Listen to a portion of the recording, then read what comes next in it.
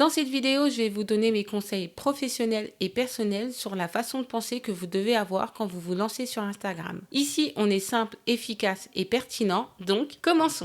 Mon premier conseil que je vais vous donner est de ne pas perdre de temps. Et pour cela, je vais vous parler du sunk cost fallacy. Donc, qu'est-ce que c'est exactement? C'est l'erreur des coûts irrécupérables. Ça fait référence à un biais cognitif selon lequel les individus continuent à investir du temps, de l'argent ou des ressources dans une décision ou un projet simplement parce qu'ils ont déjà investi un montant significatif, même si il est peu probable que l'investissement produise des résultats favorables. En d'autres termes, les gens ont tendance à croire que les ressources qu'ils ont déjà engagées justifient un engagement supplémentaire, même s'il n'est pas rationnel ou bénéfique de le faire. Donc je pense que vous avez compris dans la définition, mais pour faire le gros du gros, c'est d'investir son temps dans une chose où on sait qu'elle va échouer ou qu'elle ne sera pas importante pour nous. Il y a beaucoup de personnes qui font cela quand on se lance sur Instagram et surtout en termes de formation. Moi, quand j'ai lancé ma chaîne YouTube, c'est parce que j'avais payé beaucoup de formations et je comprenais pas pourquoi je les payais. Des fois, je voyais des informations qui pouvaient être données gratuitement ou facilement ou d'être plus simples et pertinents. C'est pour ça que mes 3 phrases que je répète souvent en début de vidéo, c'est simple, efficace et pertinent. Et c'est ce que toute personne qui se lance sur Instagram devrait avoir ou devrait rechercher en termes de connaissances. Quand vous investissez du temps qui est de l'argent que vous perdez, parce que oui, je vous jure que le temps, c'est vraiment de l'argent, on se rend pas compte. Et quand vous investissez votre temps et surtout votre argent dans des formations ou même dans une vidéo comme la mienne, le but c'est que vous sortiez avec quelque chose de concret que vous pouvez utiliser. Certaines personnes vont s'accrocher à des formations ou à une activité alors que vous savez pertinemment que ça ne va pas fonctionner ou que ça ne va pas être utile pour ce que vous souhaitez faire. Et je le dis souvent dans mes vidéos, ne vous lancez pas dans une plateforme qui va vous servir à rien. Moi sincèrement, je me focalise plus sur YouTube que sur Instagram, et même si je parle souvent d'Instagram. Moi, je vais avoir beaucoup plus de visibilité sur YouTube, mais beaucoup plus d'engagement sur Instagram. Et je pallie les deux. Instagram va plutôt être la plateforme auquel je vais recenser mes idées, mais YouTube, c'est là où je vais pouvoir plus les détailler. N'investissez pas votre temps et votre argent dans quelque chose que vous savez qui n'est plus intéressant. Même si vous avez déjà commencé du coup une formation ou quelque chose avec une personne ou tout simplement un projet, si vous savez que ça ne va pas aboutir, laissez tomber. Mon deuxième conseil est la peur de se filmer. Alors, beaucoup de personnes qui vont se lancer surtout sur Instagram, là où la tendance est au réel, vont se demander s'ils doivent montrer leur visage sur Instagram. Il faut vous enlever cette peur. Sachez qu'une personne qui va être sur Instagram, elle va regarder 1 milliard de contenus. Bon, j'abuse un peu, mais elle va regarder énormément de contenus. Et parfois, elle va s'abonner à vous et votre vidéo va être celle parmi tant d'autres. Et la peur que vous avez de ne pas vous filmer, c'est juste une peur d'avoir des remarques négatives parfois sur votre physique. Enlevez ça de votre tête parce que la plupart des personnes qui se lancent sur Instagram, elles ne se lancent pas pour devenir mannequin. Si vous ne souhaitez pas devenir mannequin sur la plateforme, votre physique ne doit pas être un obstacle pour vendre votre produit ou votre service. Pensez plutôt à la finalité de la chose qu'au problème qui est parfois inexistant. Vous allez voir qu'en vous lançant et en vous filmant, les premiers commentaires que vous allez avoir, c'est plutôt sur ce que vous dites que votre apparence. Surtout si vous, là, vous vendez vraiment un service ou un produit. Si par exemple vous êtes créateur de contenu et le but c'est d'être un petit peu influenceur, là oui, je peux comprendre que vous ayez peur de vous filmer. Mais encore une fois, si vous avez choisi cette branche de métier qui est créateur de contenu, forcément c'est que vous aimez vous montrer. Vous pouvez avoir cette crainte qui est tout à fait normale, on a tous peur de se faire juger, mais plus vous allez passer du temps à penser à ce que les autres vont penser de vous, moins vous allez avancer. Et une fois que vous allez vous lancer sur Instagram, vous allez comprendre que ce que vous pensiez être 90% du problème n'est parfois que 1% du problème. Il y a beaucoup de personnes qui disent « Ah, si j'avais su, je me serais lancé sur Internet beaucoup plus tôt. » Ou ça, je l'aurais fait beaucoup plus tôt. Ne laissez pas les si et des hypothèses que vous ne connaissez pas vous empêcher de gagner de l'argent et d'accroître votre visibilité et vos ventes sur Instagram. Et mon troisième conseil va de pair avec le deuxième, vous allez comprendre, est tout simplement la vérité sur les facecam. Donc oui, énormément de personnes ont peur de se montrer tout simplement parce qu'elles ne se trouvent pas belles. Et il y a un peu une vérité qu'on ne veut pas se le dire mais que tout le monde sait mais que les personnes n'osent pas dire parce que nous sommes à la tendance à l'acceptation de soi. Mais il faut que vous sachiez qu'une personne qui sera plus belle que vous risque d'avoir beaucoup plus de visibilité et d'une manière rapide. Je m'explique. Il y a beaucoup de personnes, femmes comme hommes sur la plateforme qui ne vendent pas forcément quelque chose qui apporte de la valeur mais qui sont connues. Et vous, si vous apportez de la valeur, que ça soit comme moi sur des informations sur les réseaux ou autres, parfois vous pouvez vous sentir découragé face à des personnes qui arrivent à faire du buzz tout simplement parce qu'elles sont jolies. Et c'est un fait à prendre en compte. Il y a le privilège de la beauté qui est connu et qui sera toujours là sur Instagram. Il faut tout simplement vous rappeler que Instagram reste une plateforme esthétique, même si avant c'était des paysages. Aujourd'hui, on veut toujours voir la même chose, quelque chose de beau. Donc si vous êtes beau, moi je vous invite à utiliser votre beauté pour accroître vos ventes. Je sais que peu de personnes vont vous le dire et je suis pas crainte de dire que vous devez créer un compte OnlyFans pour faire ce que voilà, hein. Non, je suis tout simplement à craindre de dire que votre beauté joue en votre faveur. Donc je ne pense pas que ce soit mal de jouer avec cet avantage que vous avez par rapport à certains de vos concurrents. Je ne suis pas non plus à craindre de dire que si vous êtes moche, faut pas vous montrer. Non, tout ce que je suis à craindre de vous dire que si vous êtes beau, vous pouvez jouer sur cela. Je vous demande pas pour les hommes de poster que des vidéos torse nu ou les filles de mettre que des décolletés, mais il faut prendre en compte que si vous avez un beau visage, utilisez les facecam à fond. Mon troisième conseil est tout simplement la pression de la création sur Instagram. On est tous un petit peu à la botte de l'algorithme et aujourd'hui on nous dit que si nous ne postons pas sur les plateformes YouTube, Instagram et autres, on va perdre en visibilité et en vente. Et cette pression peut pousser certaines personnes à donner du contenu qui ne sera pas de valeur ou qui ne sera tout simplement de mauvaise qualité et de passer à côté des bonnes stratégies marketing juste parce qu'elle va avoir cette pression de devoir toujours poster, poster et poster. Moi dans mes vidéos, je vous ai parlé du fait que vous devez avoir un planning éditorial qui est tout simplement le fait d'avoir un calendrier de posts, savoir qu'est-ce que vous allez poster à tel jour va vous permettre d'avoir de l'avance sur votre contenu à fournir auprès de votre audience. Ça va vous enlever de l'anxiété et de la pression de faire cela. N'oubliez pas qu'Instagram reste simplement un moyen de vendre votre produit. Même si c'est vrai que certaines personnes négligent Instagram et négligent les personnes qui s'y trouvent et qui font de l'argent sur cette plateforme, mais il ne faut pas non plus que votre santé personnelle et mentale passe avant les chiffres. Trouvez des moyens comme le planning éditorial afin de vous éviter la pression de la création, mais aussi ne soyez pas à la botte des tendances qu'il y a sur Instagram. On a connu la tendance des réels de faire la danse de mercredi, mais aujourd'hui il y a plein de personnes qui n'ont pas vogué sur ces tendances et qui ont quand même eu de la visibilité et de la vente. Je vous l'ai dit sur ma vidéo sur les posts engageants, mais toutes les tendances ne sont pas à faire, donc ne vous mettez pas la pression dès qu'il y a une tendance qui sort de vous dire que vous devez le faire et avoir peur que si vous ne le fassiez pas, vous n'augmentez pas vos ventes. Restez sur votre stratégie marketing, restez sur votre stratégie de vente, utilisez tous les leviers de vente que je vous ai dit dans mes vidéos et que vous pouvez mettre en place sur votre niche et ayez un planning éditorial, ça va vous sauver la vie, je vous l'assure. Et la pression de la création peut venir aussi du fait de certaines personnes qui ne travaillent pas et c'est mon autre conseil, vous devez travailler. Donc il y a cette vidéo que je vais vous mettre de Kim Kardashian que j'ai beaucoup moi personnellement aimé et qu'on va décortiquer pour mon conseil. Advice for women in business. Get your up and work. It seems like nobody wants to work these days. You have to surround yourself with people that want to work. Dans cette vidéo, il y a une phrase que Kim Kardashian, ou plutôt deux phrases que Kim Kardashian a dit et qui a énervé de nombreuses personnes quand elle a dit « Aujourd'hui, on dirait que personne ne veut travailler, levez vos fesses et allez travailler ». Alors, Kim Kardashian a été connue au monde suite à une vidéo intime qui a été diffusée sur Internet et elle et sa famille ont eu un gros buzz et ont créé une télé-réalité, bref. Et beaucoup pensent que Kim Kardashian a tort en disant que ce n'est pas facile de monter son entreprise et qu'on n'a pas eu le privilège qu'elle a eu. C'est vrai, Kim Kardashian a un certain privilège, mais je pense que toute personne qui est entrepreneur, pas forcément dans une société, mais qui a la mentalité d'un entrepreneur dans la vie, a très bien compris ce que voulait dire Kim Kardashian. Et à titre d'exemple, j'en ai parlé dans une de mes vidéos dans le marketing d'influence et dans le co-branding, le fait que les gens ne voulaient plus travailler. Aujourd'hui, beaucoup s'appuient sur les influenceurs pour vendre leurs produits. Beaucoup vont simplement se dire sur Instagram, c'est facile, il va falloir que je poste des réels qui soient jolis, avec des belles images,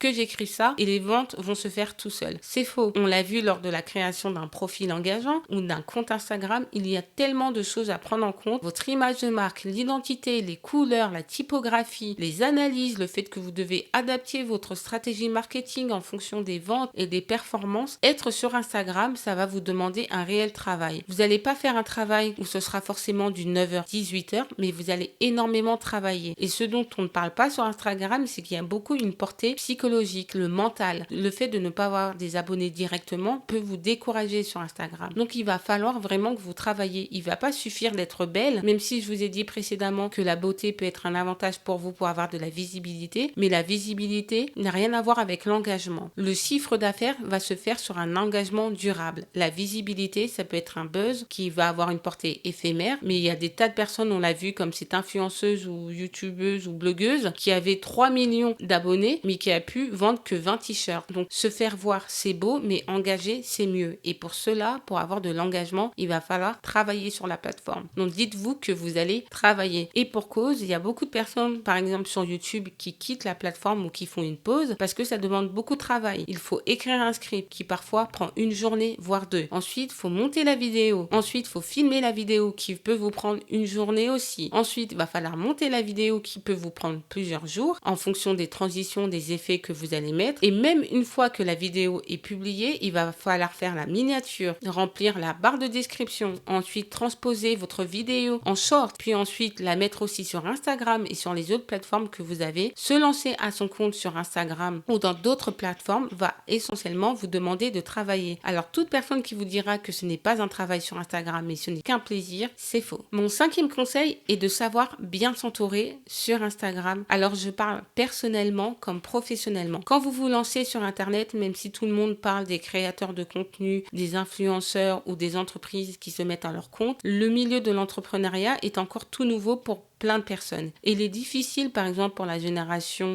90 de dire à nos parents qu'on se lance sur Internet parce que pour eux, ce n'est pas encore un métier qui rapporte de l'argent. Surtout que dans n'importe quelle branche de métier, quand vous vous lancez, vous n'êtes pas rémunéré dès votre première vidéo, dès votre lancement de produit. Il va falloir peut-être parfois 1 an, voire plus pour certaines personnes avant d'avoir un revenu d'affaires assez conséquent pour pouvoir y en vivre à long terme. Donc, il faut savoir s'entourer de bonnes personnes. Mon conseil dans le conseil, pour savoir si vous êtes bien entouré, c'est une fois que vous parlez de votre projet, quelle est la réaction des personnes. Si la première réaction est le découragement, essayez de vous éloigner de cette personne-là en termes de partage de pensées et d'idées. Pourquoi je vous dis cela? Parce qu'il y a des personnes qui n'ont pas cette mentalité d'entrepreneur au quotidien. Il ne suffit pas d'avoir une entreprise pour entreprendre. On entreprend déjà nous-mêmes au quotidien pour un projet personnel, que ce soit des vacances ou autre. Et il y a d'autres personnes qui ont une mentalité plus favorable à l'entrepreneuriat que d'autres. Moi, par exemple, j'ai une amie, j'aurais beau lui parler du milieu de l'entrepreneuriat, ça ne va pas l'intéresser parce que elle, le salarial ou la mentalité salariale lui convient parfaitement. Du coup,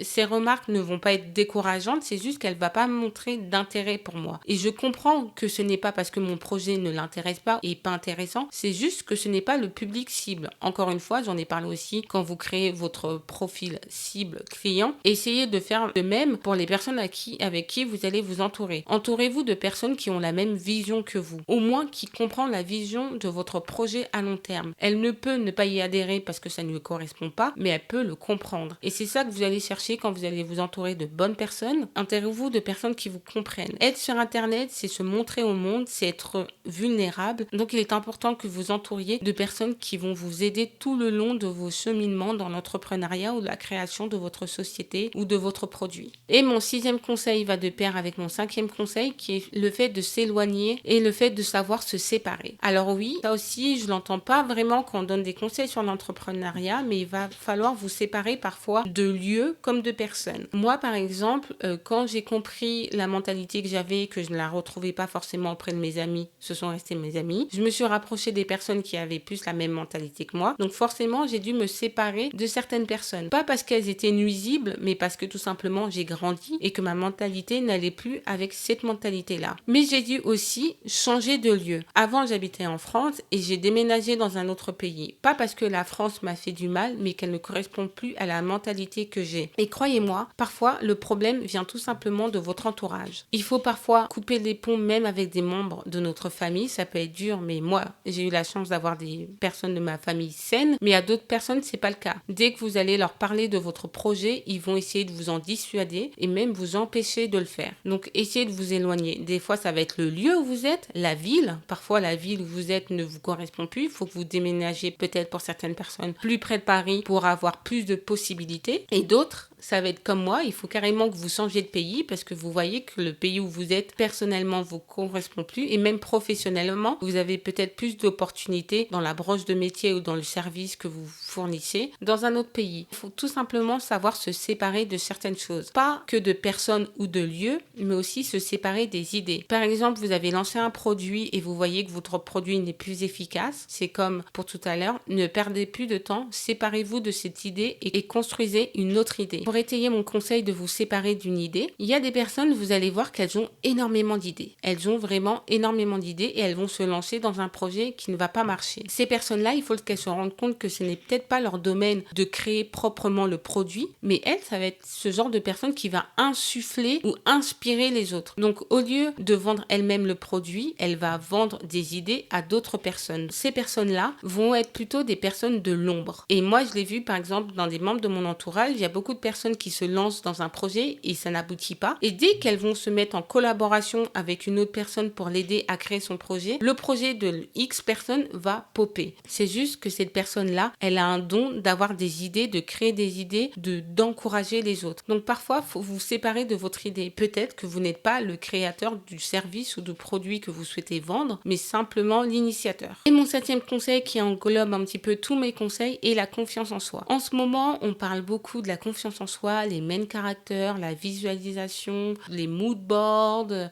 toutes ces choses-là qui sont censées nous donner confiance en nous et créer l'avenir parfait. J'ai rien contre les gens qui font ça, hein. La loi de l'attraction et toutes ces choses-là, chacun croit en ce qu'il veut croire. Si ça peut l'aider dans sa vie, bah allez-y. Mais moi, là, je vais vous parler d'un autre aspect que j'entends peu ou qui est pas trop développé sur la confiance en soi, de comment ça marche réellement à mes yeux. Je ne pense pas que pour la confiance en soi, il y ait un schéma ou une formule précise qui fait que si vous l'appliquez, vous aurez toujours confiance en vous. Tout simplement parce que je ne crois pas qu'on a toujours confiance en nous. Et c'est le problème que je vois aujourd'hui. Toute personne qui crée du contenu est souvent découragée et ils sont frustrés de ne plus avoir confiance en eux. Mais la confiance en nous, elle est impossible de l'avoir chaque jour de notre vie. Pour moi, confiance égale motivation. Par exemple, vous avez un but. Votre but est de perdre 10 kilos. Et vous commencez votre cheminement. Nous sommes en septembre et vous voulez perdre vos 10 kilos pour le mois de décembre. Et au mois de novembre, vous avez perdu 7 kilos. On arrive le mois de décembre et vous avez perdu en fin de compte que 8 kilos. Ou même moins de kilos, ou vous êtes descendu à 5 kilos. C'est la mentalité que vous allez avoir qui va vous donner confiance en vous. Le fait que vous allez vous dire que vous avez atteint un palier que vous êtes fixé, même si ce n'est pas le palier final, ça va vous donner de la motivation et de la confiance en vous et du courage et surtout de l'assurance. Parce que la confiance en soi, en fin de compte, c'est l'assurance qu'on a de nous-mêmes. Et souvent, cette assurance, elle est liée à un défi ou un problème qu'on a surmonté. Et c'est ça la confiance en vous. Vous n'aurez pas confiance en vous tous les jours pour aucune raison. Bien sûr qu'on se lève, on a confiance en nous. Mais la confiance en nous, elle est liée à un problème ou un défi qu'on doit relever. Et dites-vous que même un défi que vous n'avez pas relevé totalement, on va reprendre l'exemple de la perte du poids. Vous devez perdre 10 kilos et vous avez perdu que 3 kilos et vous n'avez pas atteint votre objectif qui était de 10 kilos, c'est la motivation que vous avez eue. Tout ce que vous avez mis en place pour y arriver, même si vous ne l'avez pas fait, c'est ça qui va vous garder et qui va vous donner l'envie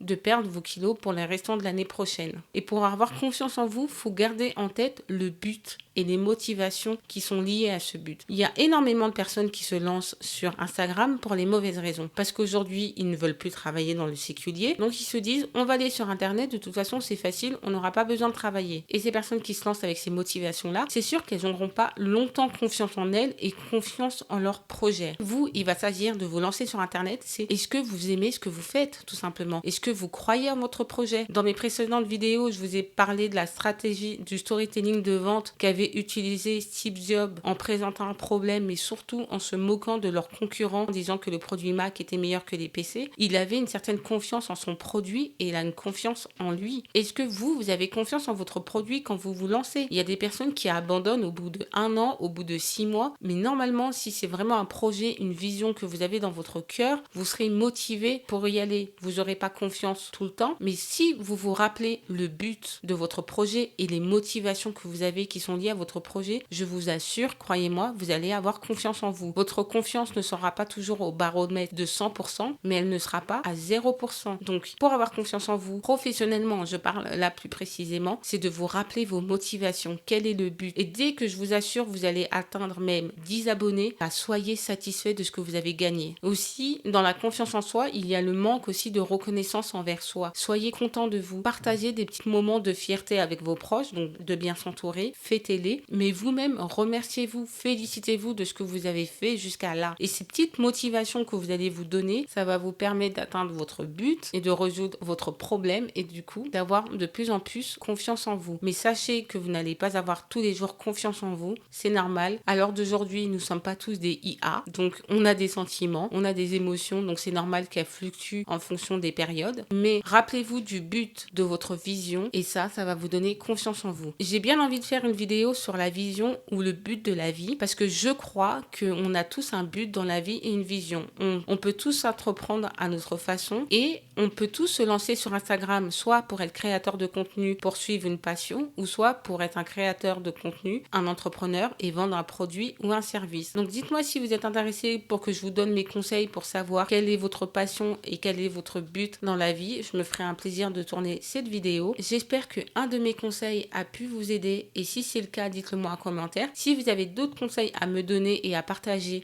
dites-le aussi en commentaire, je serai ravie de vous lire. N'hésitez pas à vous abonner si vous voulez avoir plus de nouveautés sur comment se lancer et performer sur Instagram et sur YouTube. Ma chaîne est là pour ça, car ici on est simple, efficace et pertinent. Donc je vous dis à la prochaine.